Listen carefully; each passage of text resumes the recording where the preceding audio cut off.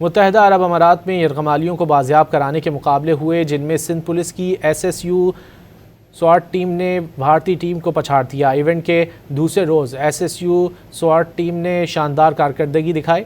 DIG securities and emergency services Maqsood Memon के मुताबिक hostage rescue event में SSU स्वाट टीम ने चैलेंज सिर्फ 1 मिनट 15 सेकंड्स में मुकम्मल कर लिया, जबकि भारतीय नेशनल सिक्योरिटी गार्ड ने चैलेंज 1 मिनट 29 सेकंड्स में मुकम्मल किया।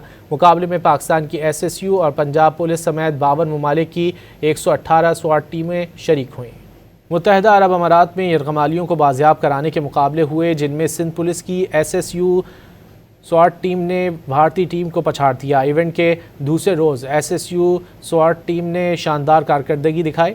DIG securities and emergency services Maqsood Memon के मुताबिक होस्टेज रेस्क्यू इवेंट में SSU स्वाट टीम ने चैलेंज सिर्फ 1 मिनट 15 सेकंड्स में मुकम्मल कर लिया, जबकि भारतीय नेशनल सिक्योरिटी गार्ड ने चैलेंज 1 मिनट 29 सेकंड्स में मुकम्मल किया। मुकाबले में पाकिस्तान की SSU और पंजाब पुलिस समेत 52 ममालिक की 118 स्वाट टीमें शरीक हुईं।